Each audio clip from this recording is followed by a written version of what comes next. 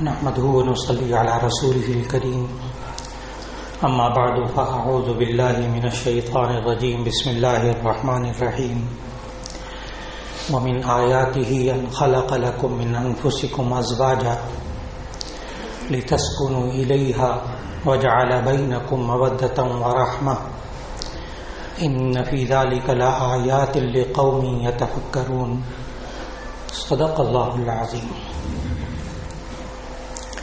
اللہ رب العزت نے انسانوں کو ایک معاشرتی زندگی عطا فرمائی ہے، یعنی آپس میں مل جل کر مختلف افراد کا زندگی گزارنا، اس کو معاشرہ کہتے ہیں۔ معاشرہ در و دیوار کا نام نہیں ہوتا، گھروں کا نام نہیں ہوتا، دکانوں کا نام نہیں ہوتا، زمینوں اور پلاٹوں کا نام معاشرہ نہیں ہوتا۔ معاشرہ کہتے ہیں آپس میں مل جل کر زندگی گزارنا،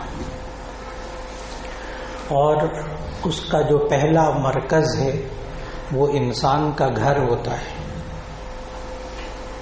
پہلا یونٹ، پہلا مرکز معاشرے کا وہ انسان کا گھر ہوتا ہے، جس میں میاں بیوی رہتے ہیں، جس میں بچے رہتے ہیں، جس میں ماں باپ رہتے ہیں، جس میں بہن بھائی رہتے ہیں۔ یہ بنیاد ہے معاشرے کی، جس میں چند انسان مل جل کر زندگی گزارتے ہیں۔ اور اللہ تعالیٰ نے اس معاشرتی زندگی کا، یعنی اس گھریلو زندگی کا جو فلسفہ بتایا، جو حقیقت بتائی، جو مقصد بتایا، آج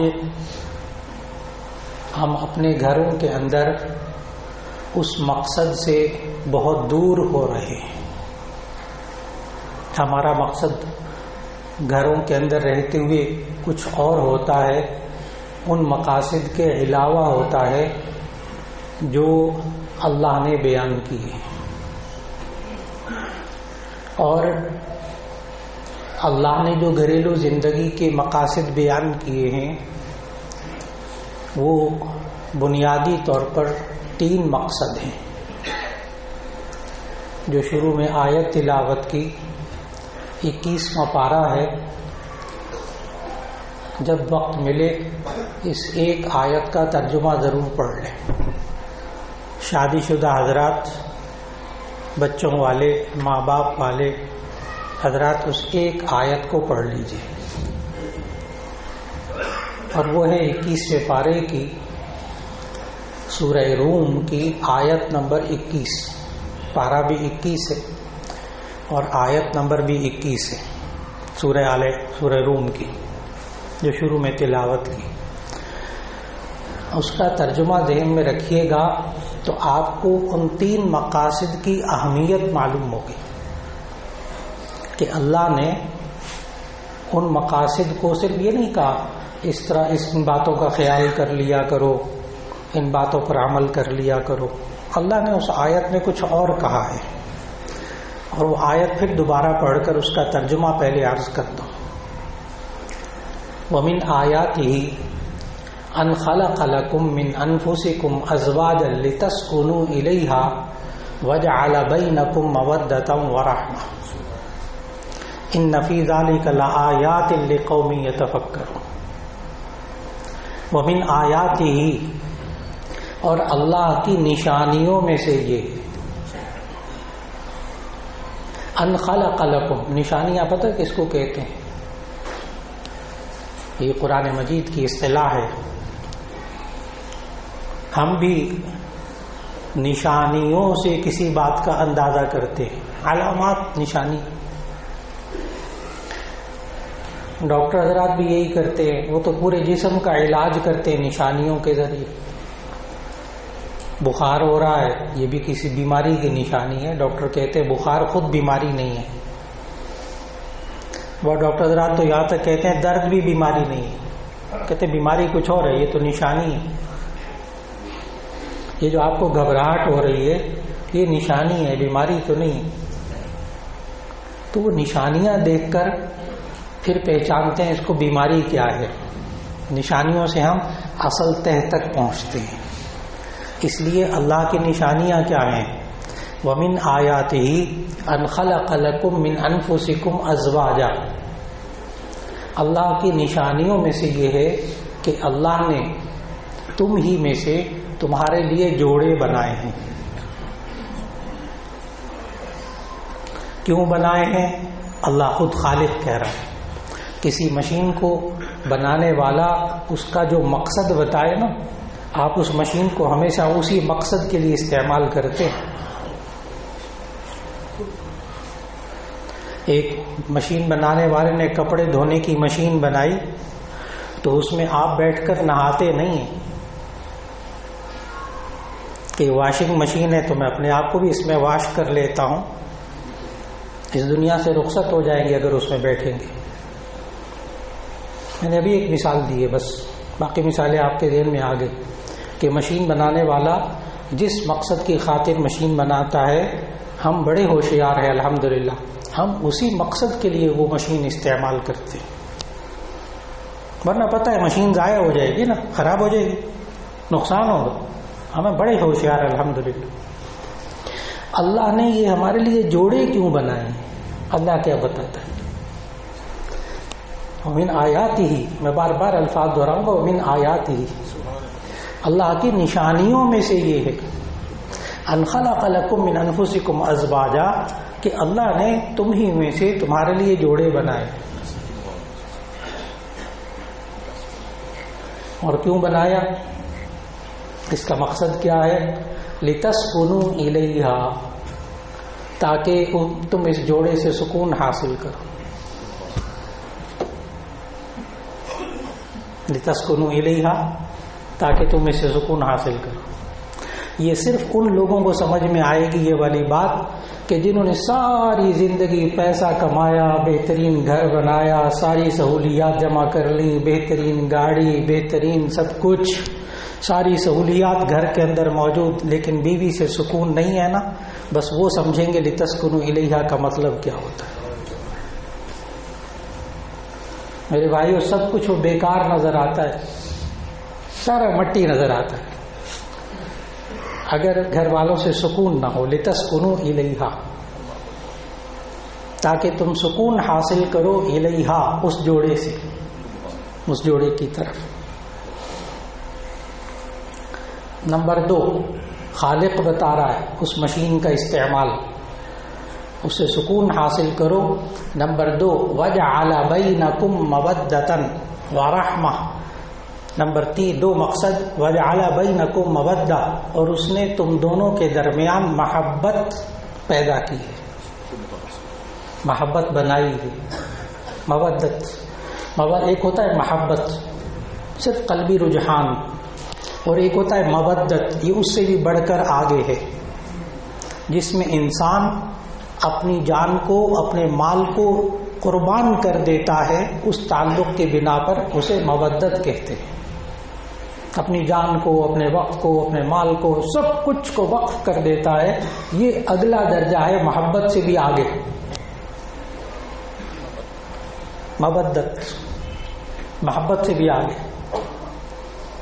بسا اوقات یہ نوجوان جوڑے ہوتے ہیں نا، لو میرج کر لیتے ہیں، تو لو کا معنی محبت ہوتا ہے نا، محبت کی شادی کر لیتے ہیں، لیکن شادی کے بعد ان میں مودت نہیں ہوتی۔ محبت کی شادی کرتے لیکن مودت نہیں ہوتی، ایک دوسرے کے لیے اثار کرنا، ایک دوسرے کے لیے اپنی ضرورت کو قربان کرنا، ایک دوسرے کے لیے اپنے آرام کو قربان کرنا، ایک دوسرے کے لیے اپنی نیند کو قربان کرنا، ایک دوسرے کے لیے اپنے پیسے کو قربان کرنا، اپنی چیزوں کو قربان کرنا، مودت۔ 2 مقصد ہو گئے۔ یہ گھریلو زندگی کا ایک مقصد سکون، نمبر 2 مودت، نمبر 3 رحمت، وَجَعَلَ بَيْنَكُمْ مَوَدَّةً وَرَحْمَةً، آپس میں رحم کرنا، آپس میں رحم کرنا۔ اور یہ رحم کیسا ہوتا ہے، رحم کیسا ہوتا ہے، اس کی نبی صلی اللہ علیہ وسلم نے مثال دی، مثال دے کر سمجھایا۔ صحاح ستہ کی حدیث ہے، کئی کتابوں میں آئی۔ نبی صلی اللہ علیہ وسلم نے فرمایا تر المؤمنین فی تراحمہم وتوادہم وتعاطفہم کمثل الجسد اذا اشتکا شیئا منہ تداعی لہ سائر الجسد بالسہر والحمى او کما قال علیہ الصلوۃ والسلام۔ نبی صلی اللہ علیہ وسلم نے اس میں مودت اور رحمت دونوں کی نشانی بتائی۔ فرمایا تر المؤمنین فی تراحمہم، تم دیکھو گے ایمان والوں کو آپس میں رحم کرنے میں، تراحم آپس میں رحم کرنا ایک دوسرے، تراحم باب تفاعل ہے، تفاعل میں خاصہ ہوتا ہے، جانبین سے عمل ہوتا ہے۔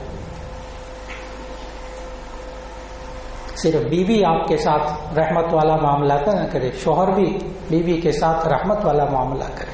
تراحم، ایمان والوں کو تم آپس میں دیکھو گے رحم کرنے میں، وتوادہم اور مودت کرنے میں، محبت کا بہت اعلیٰ درجہ، وتوادہم آپس میں محبت کرنے میں، آپس میں مودت کرنے میں دیکھو گے، کمثل الجسد جیسا کہ ایک جسم ہوتا ہے، اذا اشتکا شیئا منہ اگر اس میں سے کسی حصے کو تکلیف پہنچتی ہے، جسم کے کسی حصے کو، تداعی لہ سائر الجسد بالسہر والحمى تو سارا جسم بیدار اور بخار میں مبتلا ہو جاتا ہے، بیداری اور بخار میں، درد میں۔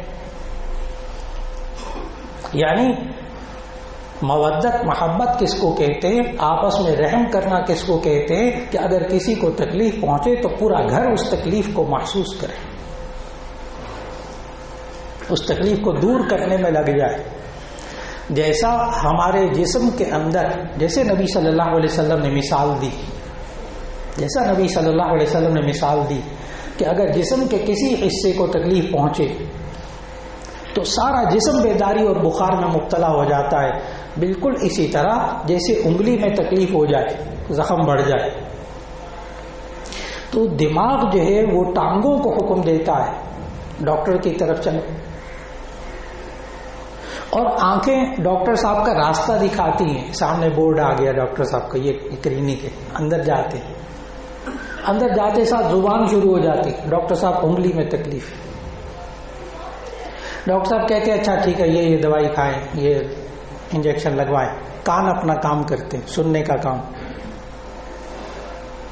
اور پھر اس کے بعد پورا جسم، وہ دوسرا ہاتھ جو ٹھیک ہوتا ہے وہ پیسے دینے کے لیے جیب میں جاتا ہے، ڈاکٹر صاحب کو پیسے بھی نکال کر دیتا ہے۔ کبھی کوئی ہاتھ یہ نہیں کہتا جسے تکلیف ہے وہ پیسے دے، میں کیوں دوں؟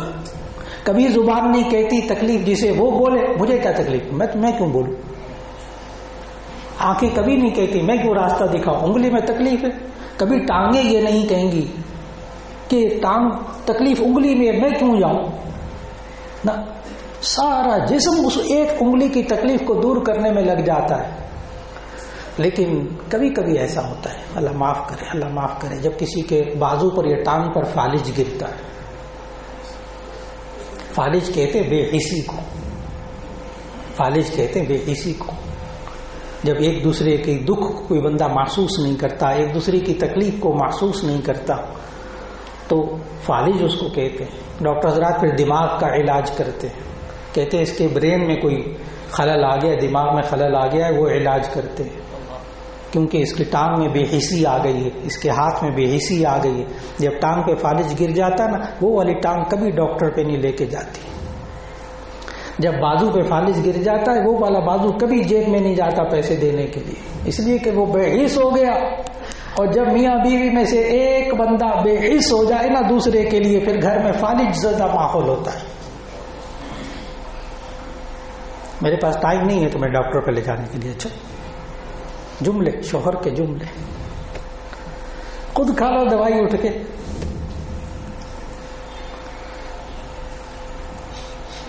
اور میرے پاس تمہارے پاس باتیں سننے کے لیے وقت نہیں ہے۔ اولاد ہو جاتی ہے، اولاد ہو جاتی ہے، قطعاً پرواہ نہیں کرتے شوہر، عام معاشرہ یہ ہے، پالے اس کا کام، یہ میری ذمہ داری تھوڑی، اس کے ساتھ تعاون نہیں کرتے۔ اور جب اللہ تعالی کے بتائے ہوئے یہ 3 مقصد کسی گھر کے اندر پورے نہ ہوں، یعنی اس شادی کے بعد کی زندگی میں، گھریلو زندگی میں، جس میں بیوی، شوہر، بچے، ماں باپ، بہن بھائی، جس گھر کے اندر یہ 3 چیزیں نہ ہونا یا ان میں سے ایک نہ ہو، نمبر 1 سکون، نمبر 2 محبت و مودت، نمبر 3 رحمت. اگر یہ 3 نہ ہو، رحمت میں نے بہت اچھی طرح سمجھایا کہ دوسرے کی تکلیف پہ اٹھ جانا، اس کی تکلیف کو دور کرنے کی کوشش کر لینا، اور پھر اس کو تکلیف نہ پہنچانا، اس کو تکلیف نہ پہنچانا، یہ ہے آپس میں رحمت. اگر سکون نہ ہو جس گھر کے اندر، جس شادی کے بعد کی زندگی میں مودت نہ ہو، جس شادی کے بعد کی زندگی میں آپس میں رحم دلی نہ ہو، تو وہاں 2 باتوں میں سے ایک بات پیدا ہوتی ہے آج معاشرے کے اندر. نمبر 1 فرسٹریشن پیدا ہوتی ہے، نمبر 2 ڈپریشن پیدا ہوتا ہے. فرسٹریشن کیا؟ انشقاق ذہنی. مولانا پتہ نہیں کیا میری بیوی اچھی بھلی تھی، اب بچے کی پیدائش کے بعد نا وہ چڑچڑی ہو گئی ہے، غصہ بھی بہت آتا ہے، چیزیں بھی دے دے کے مارتی ہے، میرے بڑے سے گالیاں دیتی ہے مجھے، تو مولانا کیا کروں میں. اب وہ بچے کی پیدائش کے بعد نفسیاتی عوامل آتے ہیں، بڑا دباؤ ہوتا ہے بیوی کے اوپر. آج ماہر نفسیات کہتے ہیں کہ بہت سارے حالات گھر کے بگڑتے ہیں اولاد کے پیدا ہونے کے بعد، جب شوہر تعاون نہیں کرتا، یا پیدائش کے بعد چھوٹے چھوٹے بچے ہوتے ہیں، ماں کے اوپر دباؤ ہوتا ہے، احساس چاہتی ہے پھر پہلے کی طرح، اسی طرح بیل کی طرح جوت کرنا، وہ کام کرے گھر کا سارا، اسی طرح صفائیاں کرے، اسی طرح کپڑے دھوئے، اسی طرح سب کچھ کرے، ادھر بچوں کو بھی سنبھالنا. تو میں نے کہا 2 چیزوں میں سے ایک چیز ہوتی ہے، یا فرسٹریشن ہوتی ہے یا ڈپریشن ہوتا ہے. فرسٹریشن میں کیا ہوتا ہے، اس کی نشانیاں بتانے لگا ہوں. انشقاق ذہنی، ذہن کی پھٹن، یعنی بغاوت، آسان الفاظ میں بغاوت، غصہ، مار دھاڑ، چیخ و پکار. اور یہ چیزیں کیا ختم کرتی ہیں؟ سکون کو. یہ سکون کو ختم کرتی ہیں چیزیں، یہ آپس میں محبت کو ختم کرتی ہیں، یہ آپس میں رحمت کو ختم کرتی ہیں. اور دوسری چیز، یا گھروں کے اندر ڈپریشن، ذہنی دباؤ، یعنی یا تو وہ پھٹ جاتا ہے ذہن، بغاوت پہ آتے، یا وہ برداشت کرتے کرتے گھٹتے گھٹتے گھٹتے گھٹتے ڈپریشن، نفسیاتی مریضہ، خاموش پڑی ہوئی ہے، ادھر شوہر ادھر پڑا ہوا ہے، یا شوہر ڈپریشن میں چلا جاتا ہے یا بیوی ڈپریشن میں چلی جاتی ہے. الحمدللہ آج کل اس کے مکمل علاج موجود، لیکن مصیبت یہ ہے کہ نہ شوہر بیوی کو ڈاکٹر پہ لے کے جاتا ہے، اور اگر شوہر ڈپریشن میں آ جائے، ادھر دباؤ ادھر دباؤ، کام کا دباؤ، گھر کا دباؤ، فلاں کا دباؤ، گھر میں سکون نہیں ہے. یہ مرد کبھی ڈپریشن میں آ جاتا ہے، ذہنی دباؤ میں آ جاتا ہے، مایوسی میں آ جاتا ہے، کبھی انزائٹی میں آ جاتا ہے، بے چینی اضطراب میں آ جاتا ہے. جس طرح ہم سر درد ہوتا ہے نا، بخار ہوتا ہے، ہم ڈاکٹر کے پاس جاتے ہیں. ہمارے معاشرے میں ابھی تک یہ سوچ واضح نہیں ہوئی کہ یہ بھی ایک بیماری ہے، اس کے لیے ڈاکٹر کے پاس جانا چاہیے. یہ ایک عجیب بات بتا رہا ہوں آپ کو، اس لیے کہ میں نے جب پڑھتا تھا آج سے 35-40 سال پہلے پنجاب یونیورسٹی میں، تو سائیکالوجی میں گریجویشن سائیکالوجی میں ہے، نفسیات میں، اور وہاں جب ساری باتیں سامنے آتی، اس کے بعد تعلیمی نفسیات کے میدان میں بہت کام کرنا پڑا. 18 سال ایک میڈیکل یونیورسٹی میں پڑھاتا رہا، 8 سال ایک میڈیکل یونیورسٹی میں پڑھاتا رہا. تو وہاں جا کر اور لوگوں سے ملتے ہوئے اندازہ یہ ہوتا ہے کہ آج کل لوگ اس کو بیماری سمجھتے نہیں ہیں. ایک طرف تو یہ بڑی اہمیت کی بات کہ اگر گھر کے اندر بے سکونی ہو، سکون ختم ہو جائے، محبت ختم ہو جائے، رحمت ختم ہو جائے، اس کے نتیجے میں اگر یہ چیزیں پیدا ہو جائیں تو ڈاکٹر سے رجوع کرنا چاہیے، کسی کے ڈاکٹر سے رجوع کرنا چاہیے.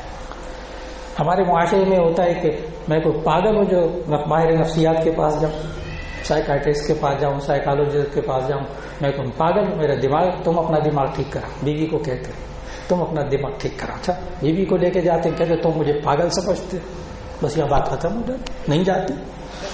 اور جب ڈاکٹر کے پاس جانا ہوتا ہے اب اس کا مخالف بھی سمجھانے لگا.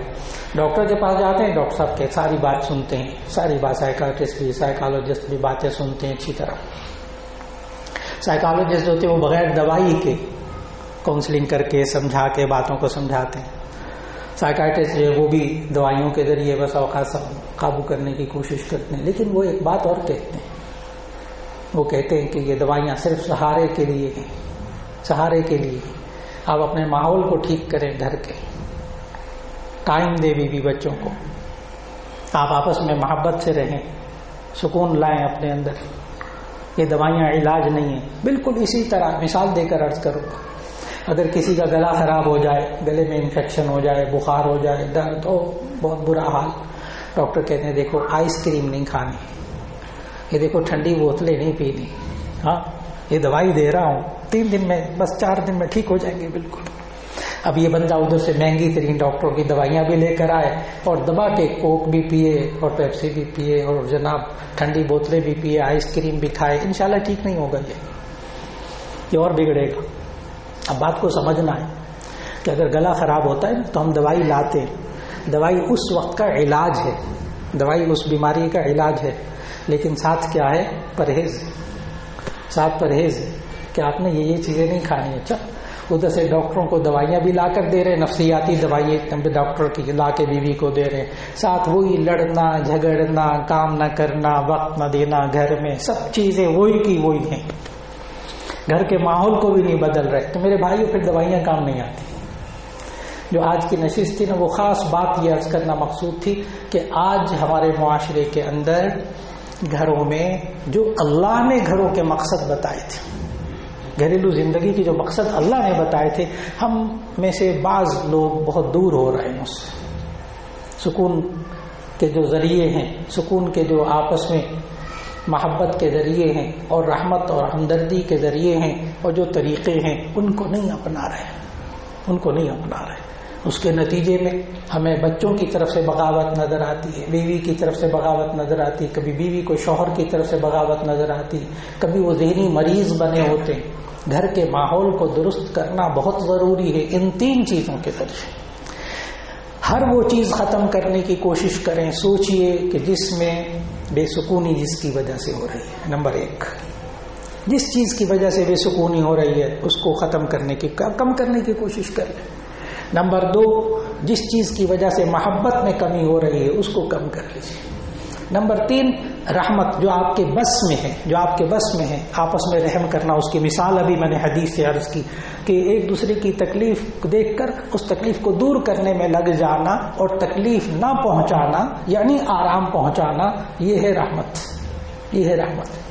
اللہ رب العزت آج ہمیں گھریلو زندگی کے اندر یہ تینوں مقصد حاصل کرنے کی توفیق عطا فرماتے ہیں. اس لیے کہ آیت کے آخر میں نا اللہ تعالیٰ نے ایک عجیب جملہ کہا اسی آیت کے آخر میں, وَمِنْ آيَاتِهِ أَنْ خَلَقَ لَكُم مِّنْ أَنفُسِكُمْ أَزْوَاجًا لِتَسْكُنُوا إِلَيْهَا وَجَعَلَ بَيْنَكُم مَّوَدَّةً وَرَحْمَةً.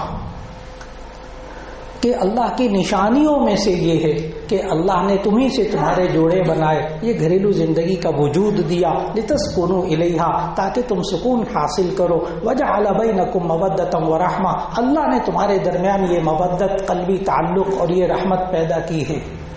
آگے آخر کا جملہ سنانا تھا, ان فی ذلک لآیات لقوم یتفکرون, بے شک اس میں اللہ کی نشانیاں ہیں ان لوگوں کے لیے جو فکر کرتے ہیں, ان لوگوں کے لیے جو غور و فکر کرتے ہیں.